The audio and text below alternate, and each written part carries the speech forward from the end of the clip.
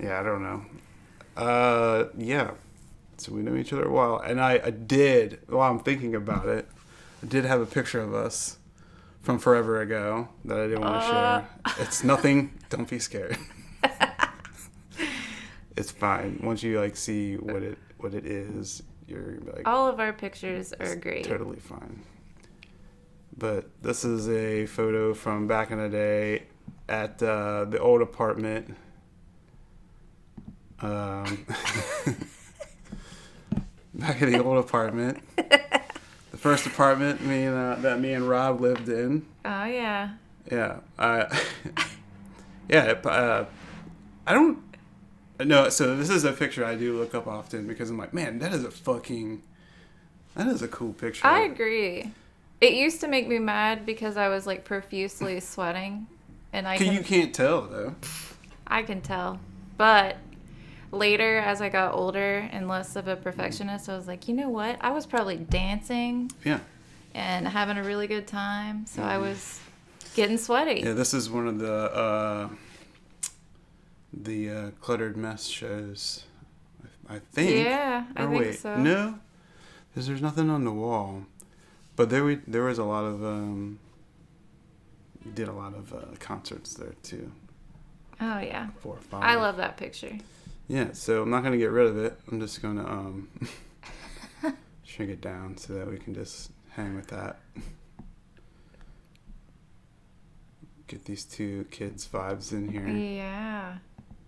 And keep it in there.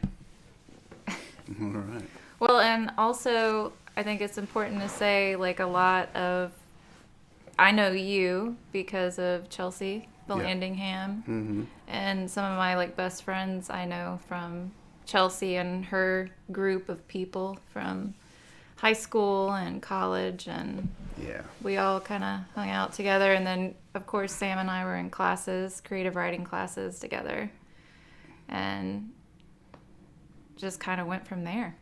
Yeah. So what are you up to now? What are you writing wise? Let's start there.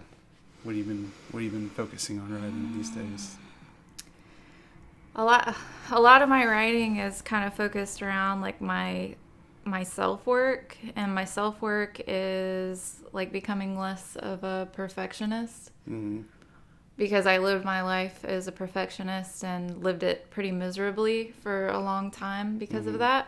So a lot of my writing right now is surrounding being human, and recognizing my humanity and humanity in others. And I think because I'm recognizing the humanity in me, it makes me more empathetic towards others. Mm-hmm. A little more loving, but then at the same time I have this kind of darker side where I'm kind of antagonistic about myself and the past, and so I kind of go back and forth between like positivity and kind of negativity and darkness and light, so it's like dichotomous. But poets. I can definitely relate.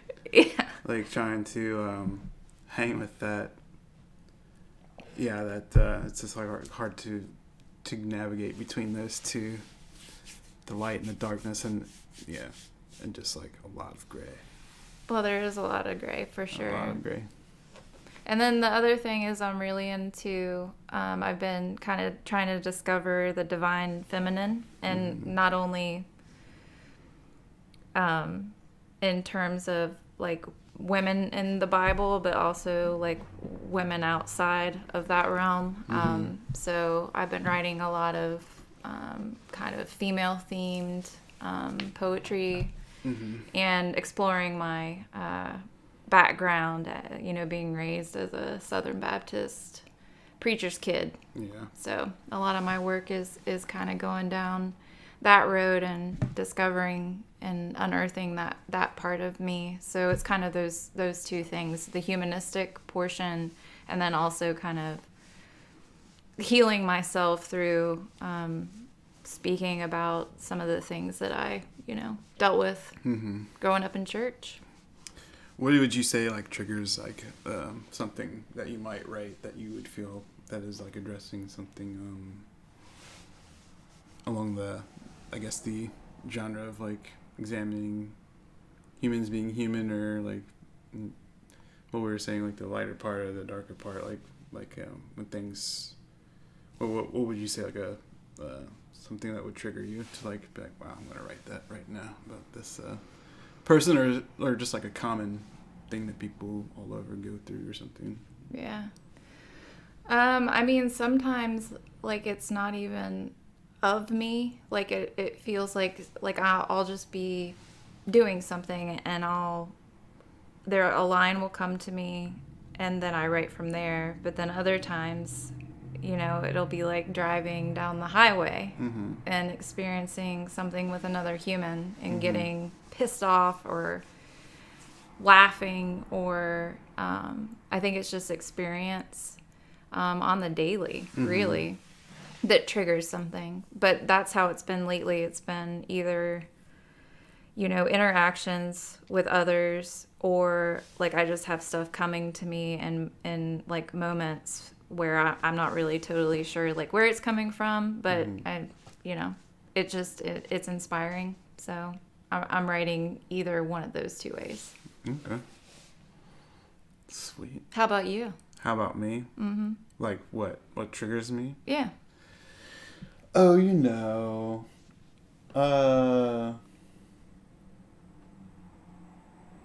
I mean,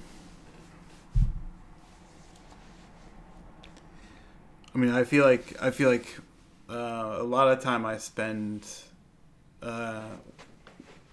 with like just being around people, and then I feel like there are parts of the, I guess, city or parts of wherever I'm at, like might not be like exactly the parts where people would find themselves. So I feel like my stuff, my writing is always kind of like because I kind of gravitated toward like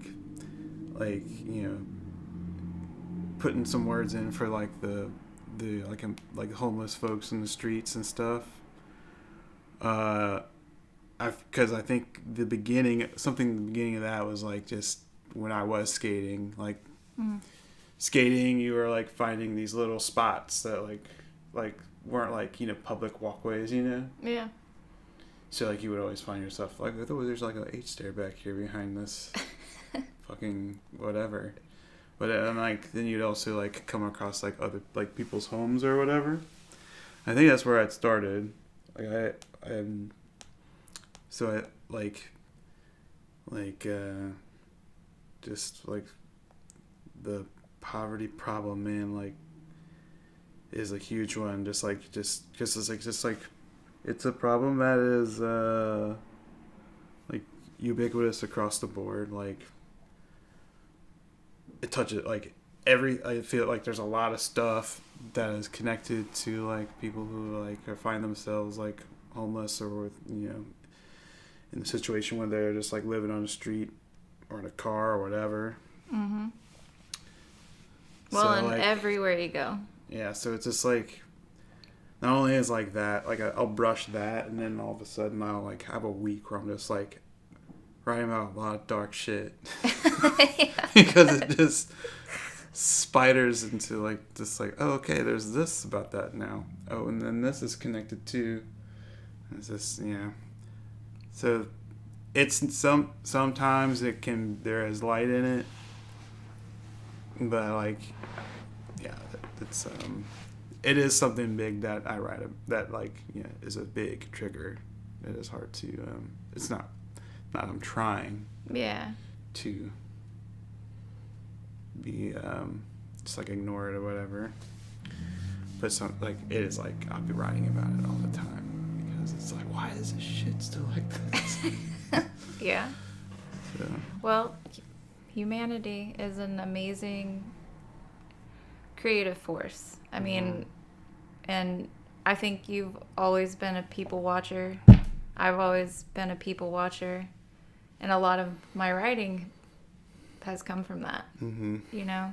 I mean, it is a thing. Like, it's like, oh, what do you write about? I'm like, just like watching people. Like, I write about people, I guess. Just people living. Because, like, I do, like, fantasy and stuff, you know. But, you know, like, I think from the beginning, like, I was, like, writing about, like, just, like, just, like, basic shit. But, like, with just stuff, like, but, like, people going through shit, I think. Yeah. When it comes to, like, short stories and stuff, or just, you know. Oh, yeah. Trying to document and honor in some way. Like, I know I don't feel that way. Like, but, like, fuck. I've, like, felt some pretty hard shit. And, like, and, yeah, I don't know. It's a lot of stuff to witness and not, you know, yeah, it's, like, you know, people are saying about their lives, like. Yeah. I mean, I know, like, one of now. the first times I knew I was a poet, I wrote when I was young. It was before, you know, I had my child, and it was one of the, like, first apartments I lived in, and it was on this, like, really busy street. Mm-hmm. And I just wrote about people, Mm-hmm. you know, and it was, like, the first really long form poem I'd ever written. And when I got done with that, I was like, this is something. Mm-hmm. You know, like, I observed and I wrote, and, like, I captured little moments of my life and capsuled them, and, like, that was the first time I ever really looked at what I'd written and been like, you know, this is good. Mm-hmm. I really like this. And it wasn't about me. It was about life. Mm-hmm. And others, and observing. And I think that is really, I mean that's what poets do. Mm-hmm. The best. Would you say you brought anything along those lines? A little, I guess. I don't know. I mean, maybe. Or Maybe. or just, you know, it doesn't have to be. Because, yeah, I was just, yeah, that, I feel like this would be a good spot if you had something like, oh, you know what, this would sit like this perfectly. I mean, I have something that I was pretty excited about reading. Yeah. But I don't know that it goes exactly in line with what we're talking about. You don't have to read that right now. All right. We can read that later. That doesn't have to be the thing right now. I mean, we can just read something. Yeah. Because, yeah, we've been talking for 15 minutes now. Okay. And I mean, I like what we were talking about. That was pretty cool. Yeah, I agree. Yeah. So if you're just joining us, this is Tara Sturgill. I didn't make a little graphic for, now I'm thinking about it. If you, this, oh, that's not what I'm doing. I guess it has your name up, yeah. Tara Sturgill. Still getting used to all this stuff. What is it? Sam Dizzle and Punky Sturge. Yeah, back in the day. That's right. Yeah. And I love that one, and not to put you on the spot, Sam, but there's one when you're burning your skateboard. Do you remember that? Yeah, I almost put that one on up here too. Yeah, that was But I was a good just one. like, oh, I'll just do this with the comments, and I think that'd be a good one. But yeah, if you want to hit us with something. Yeah, totally. This is called Dropping My Basket. When my foot twitches and I can't do anything but rattle inside my head, I climb to the attic. I grab a ciggy and the blue ashtray stashed on top of the railing on the way up. The attic window is minuscule, about the length of 2 shoe boxes, but offers sight. I watch my extended arm reach out, capri-capped embers smoking into space. I ponder, that day I trotted up to find the attic window slightly open. I restarted the tale of a phantom doing weird deeds willy-nilly, just like Mom and Dad proposed. The explanation for anything gone awry or missing in our house. I leave that window open now after I smoke a cig up there. The teens have spent time there. Cheeky shits. Leave it to the teens to come up with a wise idea.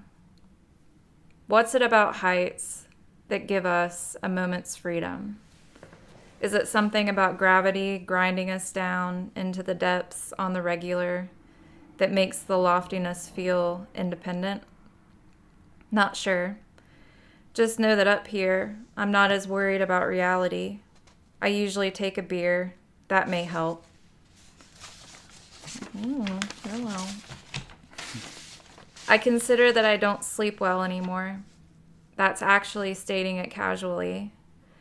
I sleep and then I wake up and lay there, my foot tapping a melody to accompany the opus of incessant thoughts engorging my mind. The burgeoning battle of impregnated pitter-patter and relentless battering of this being for not sleeping grows wearisome. I wonder why I do this. Then I venture to work, merging on any highway in America, accosted by every fast and the furious fucker on a mission to Tokyo drift into my lane, and I almost drop my basket. I come so close to just dropping my basket.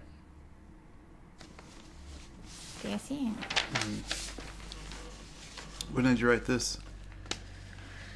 I wrote it last year. I was really struggling with my job during the pandemic, and there was a point where I wasn't really going into work much. And when I would, I felt like people were so tired of everything that we were going through. And every time I got onto the highway, I would have to like prepare myself, and I would have to be like, okay, it's go time. Let's do this. You're going to get accosted out here, because people were just so mad. And it was during that time where I wrote that poem, and I felt like it was kind of, you know, my way of acknowledging what was happening on a daily basis with everybody, and it wasn't just everybody around me that was upset and angry. I was that too. Right. It was a hard time. This what point in the time year did you say you wrote that? It was probably like in the fall of 2021, I would say. Okay. Yeah. I was doing a lot of smoking upstairs in the attic. Yeah. Yeah, that was like my little moments to myself. Be upstairs. There really is, like in our house, the window's like this, and I would just go up there and kind of chill out. Yeah, dude. Yeah, I don't know. I feel like I don't know if there's too many. Yeah, I'm glad you had that at least. Yeah. You know, to like have this like a moment, like, all right, this is mine. Yeah. Well, and it felt good. And I used to judge myself for those moments, like just getting kind of downtrodden and leaning in a little bit to my vice, which I love. I love smoking cigarettes. Yeah. It's one of those things that I really do adore. It's just one of those things. Yeah. And everybody has them. So, you know, mine's just smoking. Yeah. But I think I'll be one of those people, like, I'll quit, and then I'll be like, you know, no, I'm not quitting anymore. Really? You think so? Oh, I do. That's like, that's my thing. I'll quit for a while, and then I'll be like, okay, I'm done. Is it forever, like, ever, like, for, like years? I have quit for years, yeah. And then, you know, I'm just like, that sucks. Well, shit. Okay. I really like I would like to read it again, like read it with my eyes later too, though. Oh, cool. Yeah, I would love that. But I do have something. Not that I'm trying to stay on like any sort of like theme here. You can read whatever. But there is a piece that I've been kind of reading around that I did want to read tonight. That kind of is is like there is a lot of shit happening right now, like all the time. Yeah.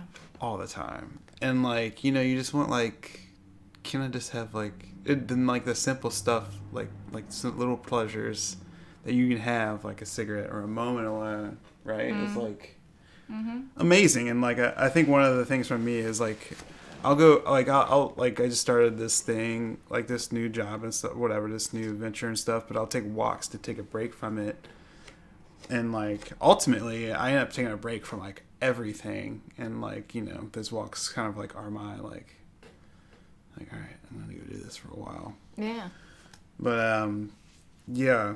So I wrote this poem entitled, I'm a pile of bones and all I want to do is make out. This sounds great. I mean, it's not, the title might be a little funny, but it is a little dark. It is a little, All right. it was a little, maybe more a little gray. But, I mean, it's a poem that's kind of like speaking to what we're talking about. All right.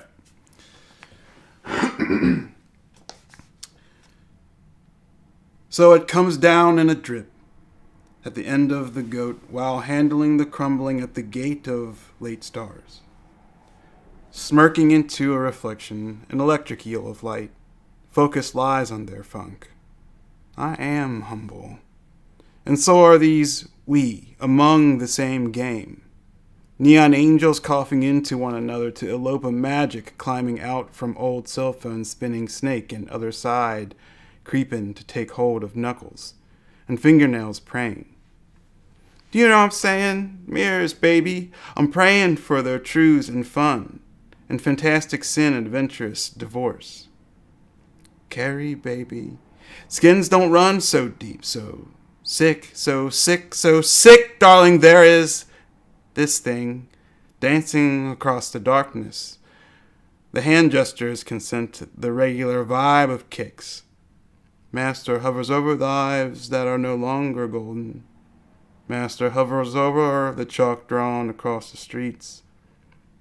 There's the loft of howling, sweaty blues. Exult, exult, kissing the airs. I feel your mouth in these.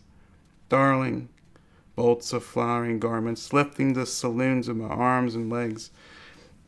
Swinging Vaughn into the steady dream that loves us steady, strong and together and soft.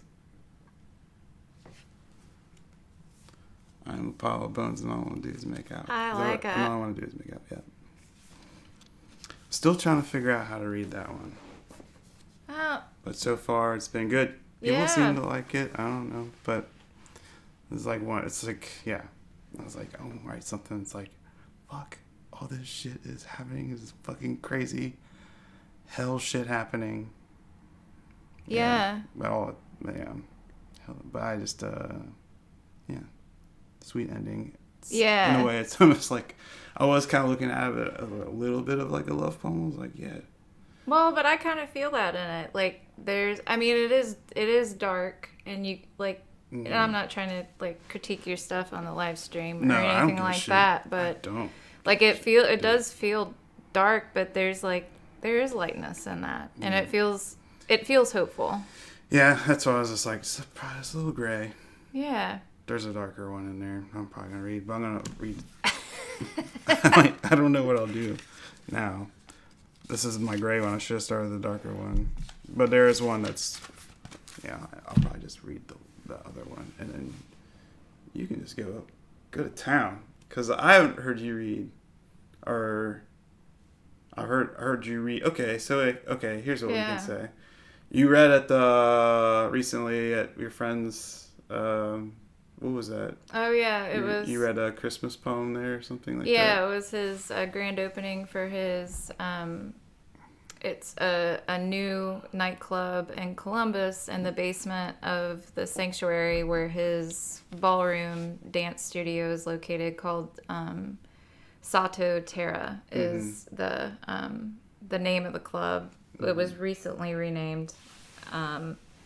And it was the grand opening, so he asked me to... It was right before Christmas, so he asked me to write a Christmas-themed poem for that, and I did that. and I did a live reading there, which was the first time I'd read probably since you were doing your poetry nights in Covington. Yeah. At Bean House? Bean House. Yeah. Yeah.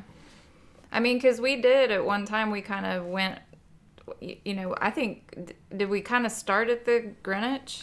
Is that where we started reading? I mean, yeah, that's where I don't know who told me about it, but someone was like, if you like, reading like spoken word poetry, you should get. And I never really I knew like when I got there and like got used to everybody's like different styles and stuff like that. It's like, okay, it's like I'm gonna like this is cool. And I did it for a while, but yeah, Greenwich was like was that where your spot was too? Like for just like going to first that was the first time that I ever read my poetry out loud was at the Greenwich. That's a big spot.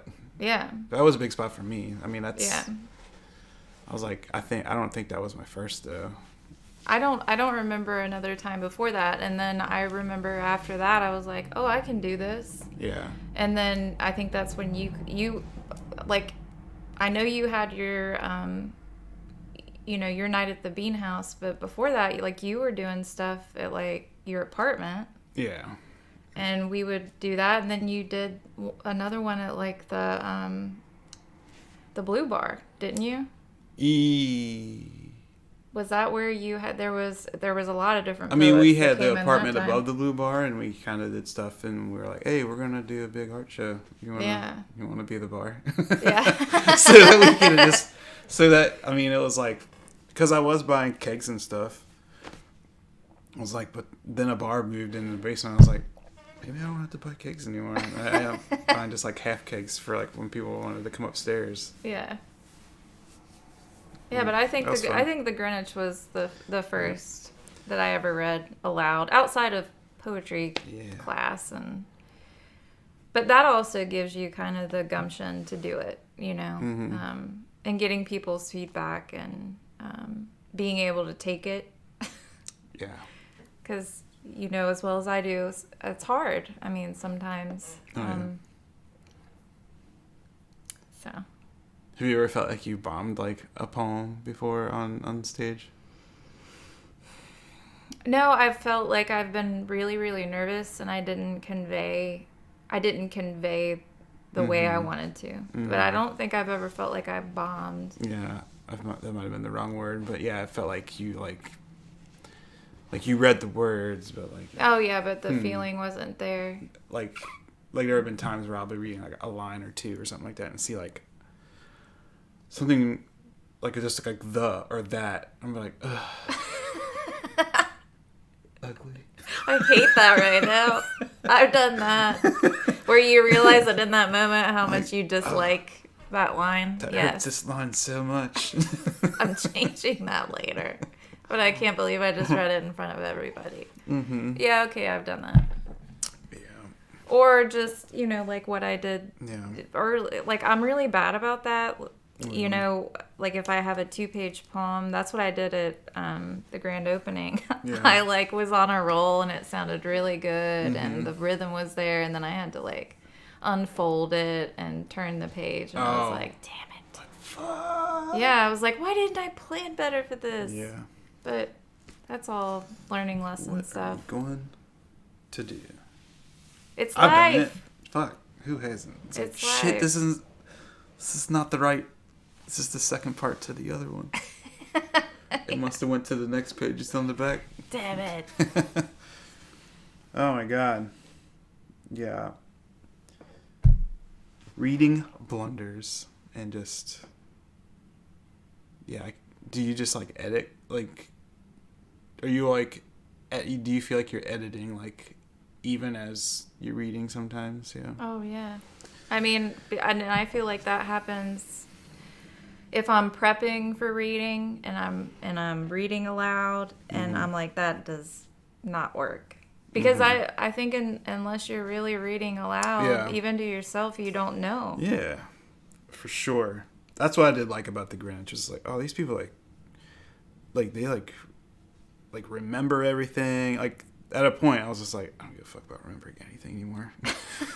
But like when I did remember stuff, like it did teach me like sound does matter like a lot. Like, it does. And it made me pay attention to that. And then after I was like done with like stressing out over remembering stuff and getting in front of like 30 people maybe a night, like yeah. I was like, no, I know how I will want it to come off the page. I'll just like read it because it's just stressing out, like just trying to remember shit. Well, and there's value there, like in memorizing, but I'm the same way. Like I tried to do that for a poem, and I was trying to read it on a bus in Cincinnati because it was like an idea that we had. Like I would get on different modes of transportation. This was before the pandemic, mind you. And I tried to memorize it, and it was just like take after take because I was just so nervous, and there's like people everywhere, and it gets hard, Yeah. It's I just find it easier just to read. Yeah, I have no shame anymore. I was just like, me either. I just want to read it. I want to get this right. And that's how I feel like I'm gonna get it right. Yeah. And what are you gonna do? I did want to like before things because we have been talking for 30 minutes now. I did just get it out of the way. Did want to like mention some of the things with the stream. Tara, hey. Hey. So since I've been home, I've been like I really wanted to do like a house show, but I was like taking care of a lot of stuff, and just like just too much. The time just ran out, but I have been like building a Patreon, and I think it would be one of the things that would perfectly fund something like this is like to be able to, not one, it would help with like, anything that would have to do with like making the stream better, which isn't too much, but the idea is to try and have those funds be used to buy more of people's chapbooks that I could share with everybody. And it would also like, I have this camera here. It's not bad. It's not terrible. But, better sound and video could come of this. But the idea is to be able to use these funds to be able to do more live readings. When those become more prevalent, which seem to be pretty like back to normal here. I think so. Yeah. So like I've been looking at a lot of places around town. Like I used, the Duveneck would do a couple of readings there every now and again, and also the Cellar. I don't know what it was when I did do a reading there. When I did this. You remember the collection Mouthful of Blood? Yeah, I do. Yeah. So yeah, that's still there. They have like they have like an actual cellar. I was like, holy shit. It's like stone and everything down there. Wow. Cool. I'm like, damn, how come I have not Yeah. How come I haven't like I was reading upstairs, like in like the showroom or whatever. I was like, right. Fuck, I would have like that would have been cool. But also, like, I want to, I have reached out to, like, the Art House Bar, the Art House Collective, I think, or whatever it's called down here on Main. It's a newer place, but there's a small bar in the back. I was like, okay. I was like, the more and more I walked around, I was like, there's little cool spots that are not, a coffee house. Yeah. I could do some reading. So it'd be like really cool for my next visit to plan like a series of readings at all these places. So yeah, I mean the Patreon's going to be like used for the whole stream, but this is like one of the things that I would be using that kind of stuff for. Yeah. But enough of that. Readings. I want to do more of them and live for you, face to face. Yeah. And I would like to join in on that as well. Absolutely. Yeah. Absolutely. I did find some other faces. Lisa Carber, she still writes. I was just talking to her the other day. She's like designing. She's like doing really rad like sneaker art. Like it's fucking bad. Oh, like, cool. It's really good. Right on.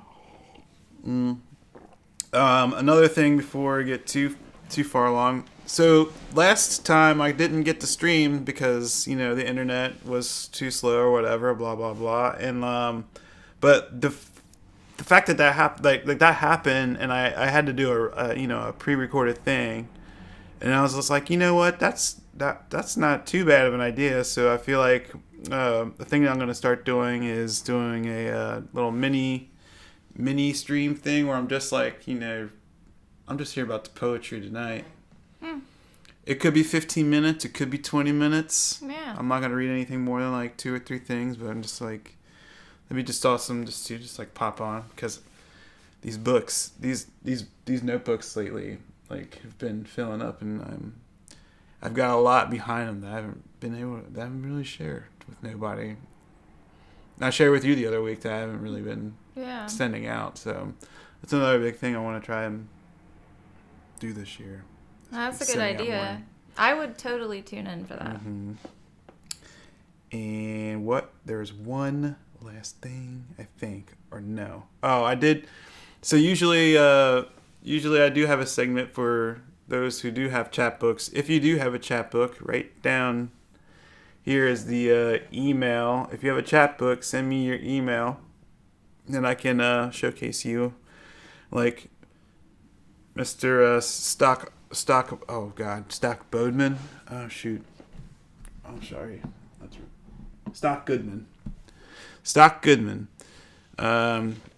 His collection of poems is Poems from a Junkie Brain, and he's from Vancouver, BC. And right down there, you can see all the stores that he's selling them, all the websites he's selling them. I was hoping to have a chapbook to share with you tonight, but I don't. But fix that. Send me your chapbook. Yeah. Send me your chapbooks in the email, right below my face. Okay. Is that all? Because now I'm just going to pour myself a little bit more tea. All right. Right on. And then, what else do you have to read for us tonight? Anything? I have a couple of things that I could share. I do. I have... Well, this is one that I was like very excited when I wrote it, once I wrote it. And it's also one that I've been putting out there a lot and getting feedback that it's just not quite right, not quite there. Okay. And I disagree. So I'm pretty excited to just put it out there. All right. And it's important to me. You'll understand, hopefully, why once I read it, and we can always talk about it or not. Okay. Yeah, no pressure. You don't need to. You can just sit with it. Yeah. So, iterations of hair. So we see, my hair's a little different. It's always been a little different. So this is a little bit of a commentary on hair. Okay. From me. So, iterations of hair. All right. Clutching the clippers in the female form brings a burgeoning multitude of words. Buzzing from bladed lips, fringed in afternoon shadow. The vibrating phallus fits perfectly into a dainty palm. A hand not moved by hysteria, coupled with a body liberated from eyes dancing underneath all our clothes.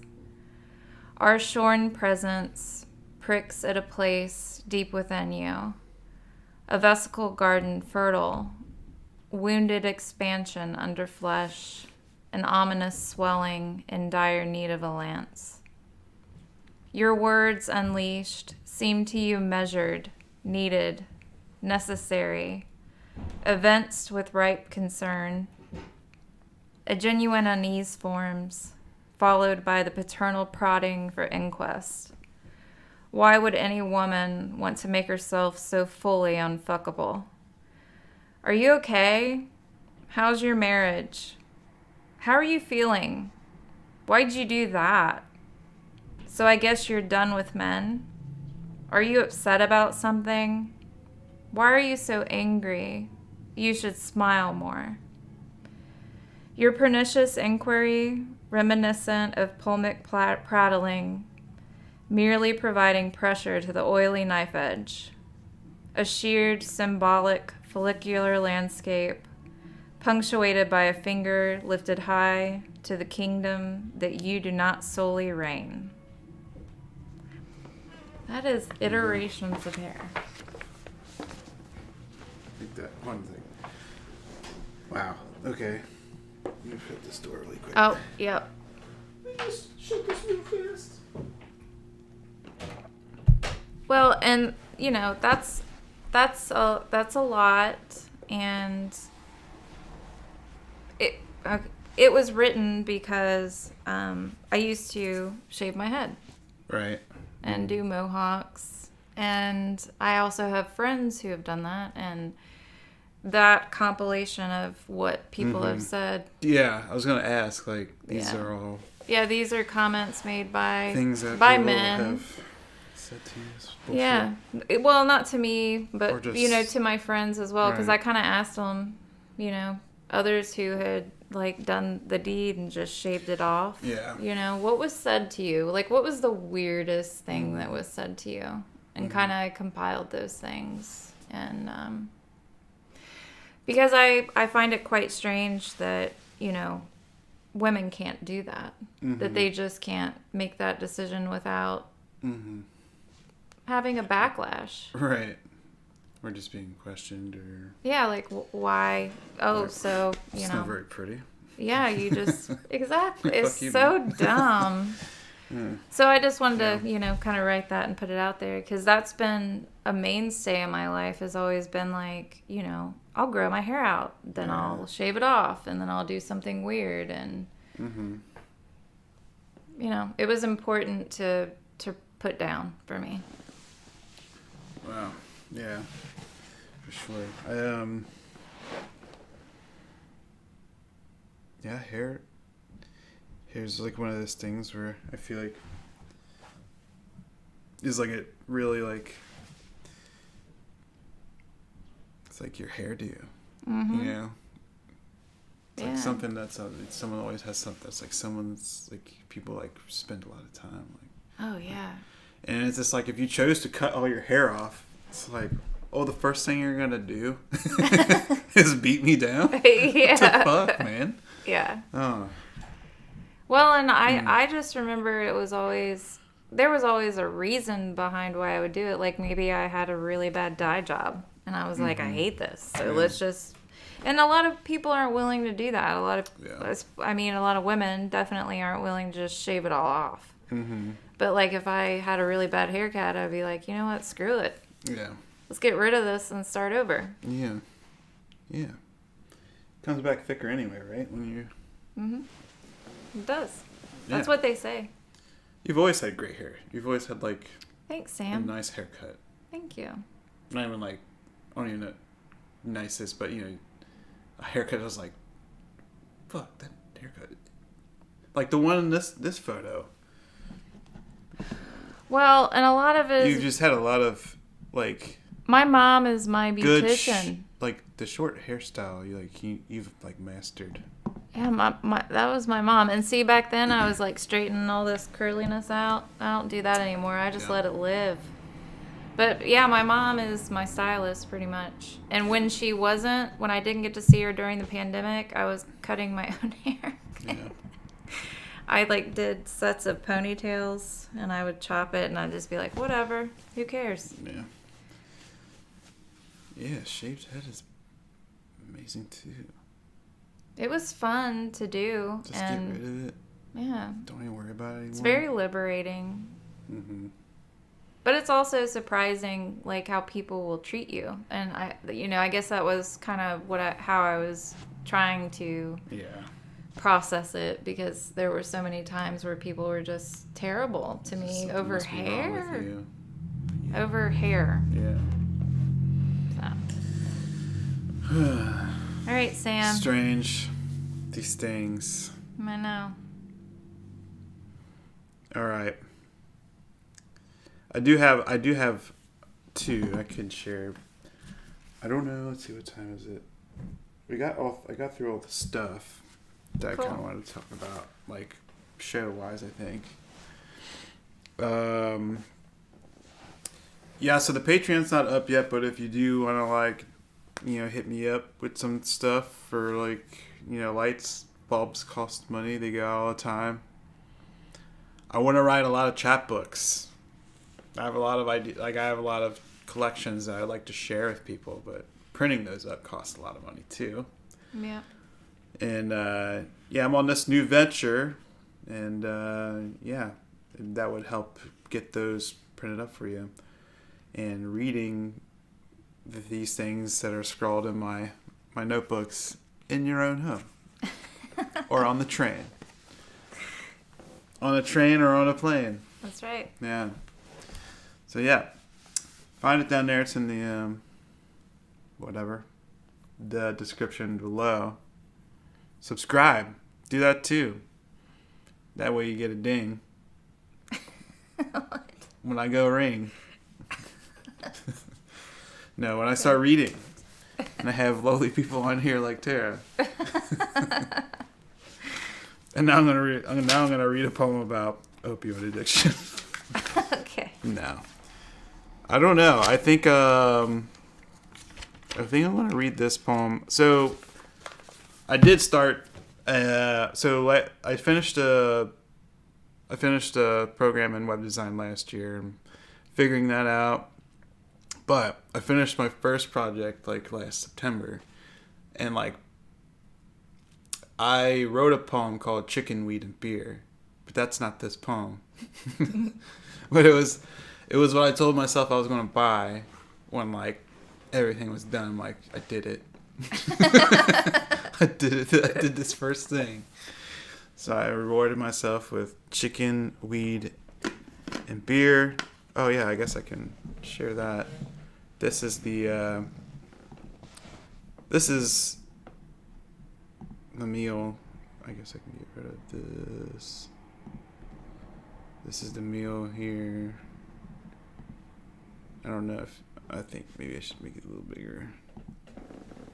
Oh wait, maybe I can't. Whatever, anyways. There's there's a beer there, mashed potatoes. Nice. And some chicken. But anyways, I started this new thing, but like the success in this first job was pretty great, and I wanted to, other than the chicken, weed, and beer celebration, I felt like, man, this is like, I'm also like out doing a lot of like doing this like,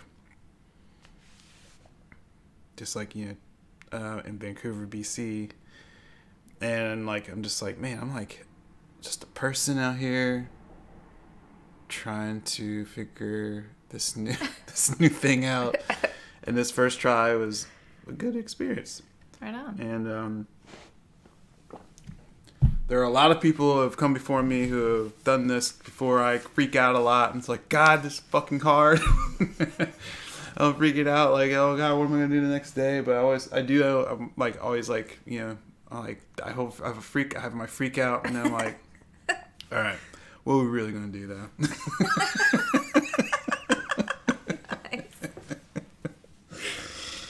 And so I wrote this poem called Tradition, about people who've done this millions of times, like, less. Okay. Excuse me. This is living, and this is living. And this is living too. I arrive in the dark, and I leave in the dark to meet the light. Little sparrow and Nina on the wall. Many have come here before. I will do it again, eating bad avocados and crack an egg to scramble. Spit on me, city, we got the tread and a good gain on hustle. Rustle the filthy banks, tango vicious with the grip on the neck of my bag. Sausages in the freezer, I still have confetti in my pockets. Tradition. Okay. And that's all I'm going to read tonight, because the other one is about like opioid addiction. I'm not gonna do that right now. I'm not gonna do this. I'm gonna keep the mood. It's where we're at right now. No, that's cool. But I mean, if you want to, I don't think that's bad. Well, it is 7:53. We don't gotta do nothing. Let me just make sure I don't have I don't have anything else to announce or anything. Nope. Patreon. Some of your chapbooks. I read I Am a Pile of Bones. Yeah, so next time we meet, next time I see you all, Patreon will be ready.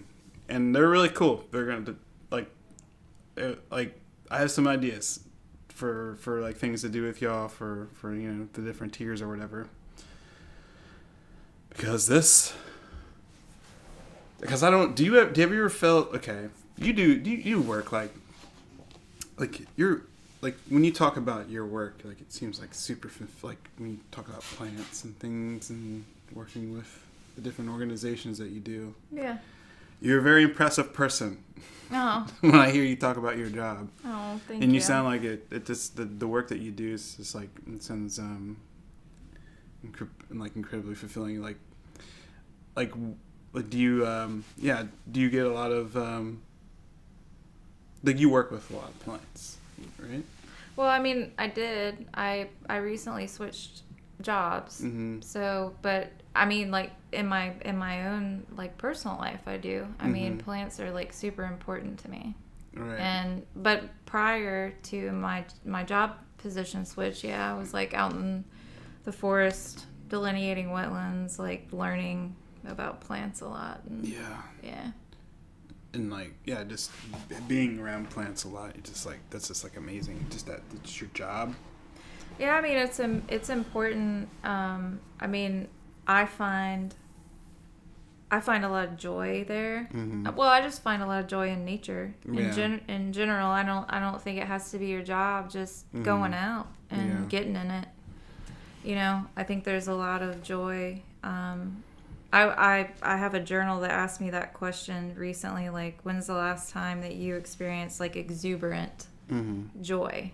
Mm-hmm. And the last time I could really tell myself truthfully that I had experienced that is like the last time I saw the beautiful like butterfly, or like a really cool plant that I hadn't seen in a long time. So it kind of told me like you find that kind of joy in nature.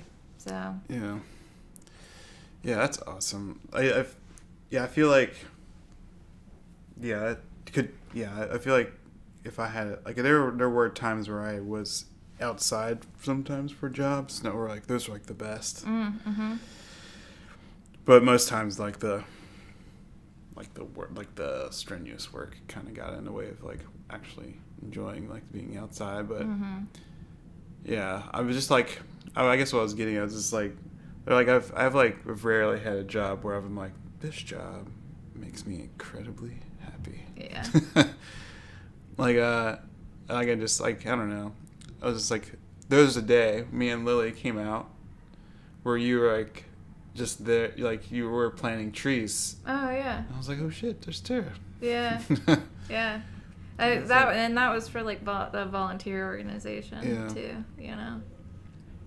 But just like I don't know. I mean, I guess the important thing to remember is while, that job was very fulfilling, it was still quite challenging for other reasons, you know?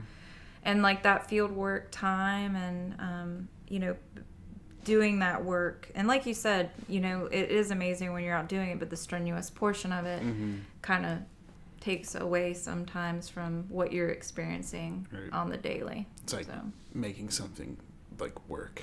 Yeah. Yeah, that you'd rather enjoy. Get it done, you know. That was kind of how I was feeling a lot of the time. But it was fulfilling. It definitely was. No. Nice. Yeah, writing feels, I just love writing all the time. I want to write all the time, but the web design does like make it a little easier to be around all the time. Yeah. That's why I'm writing so much. What I was telling you when we were talking last. Like, yeah. It's like I'm around it more, and I feel like I'm like thinking, like my head is still in the, it's like still like in the. I'm trying to come up with a word, like a name for it. Just like, have you seen Encanto yet? Mm-mm. Oh my god! So there's like these rooms where it's just like it's a room, but like it's like a whole world, you know? Yeah. But it's like each one of these people have like a power, but like kind of like going along to the theme of their power. Like their room is like, I feel like my room, like in my room a lot more. Like, yeah. If you see this movie, it's really great. I've heard a lot of really good stuff about it. Yeah, it's amazing. It's really great. But you feel like you're in your room. In my room more. More. Mm-hmm. That makes sense. That's good. Yeah, in my room, playing, just like coming up with shit. There's more space in my head. Yeah. Maintenance taught me some things, but it's taking up too much room. Too much room in my head. Yeah. I know, I understand that. Well, and that's kind of what my job switch was about too. Mm-hmm. Providing a little more space for what is really important, which is writing, you know? Yeah. It is like what you feel like. Because like when, like, writing is important to me, like, and I love writing, like, and I do say that to people all the time, but like, it is like, and I'm sure you can I feel like you can understand, like it is like a passion. Like, I feel like these are like the words people use, but like it feels like I'm like, I need to write. Like, yeah, it does feel like there's like that is my purpose. Like, if I had no hands, I'd figure out what program I need to speak into. Oh yeah, you know, or whatever. Yeah, I mean. Well, it feels like it just has to come out of me sometimes. You know, like it's I can't keep it in anymore. It has to come out. Yeah. What do you think? Okay, so I was writing a little bit of, I'd made a change or two to some of the stuff that I wrote today, and I noticed there's a thing that I do. I do like make little like jazz references, not like you might not even know, like younger kids probably wouldn't know, but you would, or like, you know, Lily's 33, and like, yeah, Wham would know because he listens to Coltrane, and like, you know, Coltrane is connected to all these other people who he's like played with or whatever. Yeah. So, you know, like it is weird thinking about, like, man, if I asked somebody if they knew who Sarah Vaughan was, like, and they were like 22. Yeah, maybe. Yeah. No. Or maybe 20. I mean, they might be. Spotify has probably changed that quite a bit, where people might know more. But well, I think it's also about, like, sometimes if you have somebody, and RuPaul talks about it a lot, like, and I can't remember the word that he uses, but it's like, you know, the older generation kind of, and I can't remember the word. It's like almost like cultivating, like, history with them, like, for that like jazz, like, you know, my husband does that for me. Like, I didn't really know a lot about, like, Thelonious Monk or you know, Miles Davis until, you know, I was living with my husband, and like, he's playing all this stuff for me. I'm like, this is sweet. Yeah, this is amazing, you know? Music. Why didn't I know about this? Yeah. Exactly. So I think it's, you know, and something like this is a way to kind of, you know, get that out there, or, you know, and I can't remember. I'm pissed that I can't remember what RuPaul says, but Yeah. So I guess what I was going to ask was, so I kind of like sprinkle some like jazz references here and there, or whatever. Do you feel like is there, like you could be writing, like someone like Mary Oliver would probably write, like there might be something where she probably, like, I don't know. She write, like, I'm trying to remember the animal. She like climbed a tree and like, I think it was like a robin's, like, I don't know, like specifically robins maybe, or just like, something that is like a reappearing drive maybe is what you're getting at. Like a mainstay or something? Yeah, like it doesn't have to be, it doesn't matter what the poem's about. Like there is this magical totem that you like to use in a poem, and that you're like, this totem or whatever it may be, whatever you're using, try about, like, it has a lot to say about everything, and it's going to say something about this part of the poem right here. I mean, the only thing I've ever really noticed is I write a lot about, like, threads, like threads and quilts, and like, and I think that has a lot to do with, just my people and my history. Like, they were always quilt makers and embroiderers, so there's always like string and thread and sewing and threading and quilting. Like I put that a lot. I see that throughout my writing, but other than that, it's like always nature. That's cool. Threads. I'm gonna start watching out now. Yeah, well, I like, and I didn't know it was a thing, but then I saw it like reappearing, and I was like, oh wait, that's kind of like thematic throughout my writing. So yeah, that was my experience today. I was just like, I do kind of do this, don't I? Oh, that's cool. That's a cool question. All right, well, I'm pretty sure we're at like an hour now, and it doesn't matter if we read longer, but I don't know, is there anything else that you want to share and close us out with, and then we can just kind of... No, I mean, those were kind of the two things I was really excited to share tonight. So the other one I'm still kind of working on, so okay. I'm going to hold that one back. Yeah, hold it back. Oh, yeah. You ain't gotta do nothing. You know what I was saying earlier? I was just like, rushing down here. I was just like, oh my god, I haven't even read my short story yet. And I was just like, you ain't gotta fucking do it. This is your thing. Yeah. I was like, we'll do it next week. Yeah, exactly. Or whatever. I was like, it's too much. I don't want to do it. Yeah. Like talking for a while and like reading all this stuff and weaving in and out of conversation. This has been really good cool. Good decision leaving out the short story. So yes, this is awesome. Thanks for sitting with me for an hour. Yeah, and thanks for having me. No doubt that it'll be like recurring guests.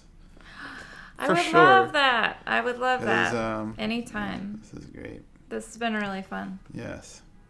So with that, I think I'm just going to end it. Because this has Yeah. been great. I'm not going to read anything else. Sorry, everybody. But you got Tara. That should be enough. Okay. Next time, not sure yet. Still, this thing is still new. And as you heard, I just going with the flow, trying to figure out what this thing wants, what I can is willing to give me that I can take from it, and we got some good segments out of some mistakes, and I'm happy you're all here. Thank you for reading, and thank you for listening tonight. Tara, always a pleasure. Thank you for having me, Samuel. Okay. So everybody, until next time, I love you. Stay human. And good night. Bye. Bye.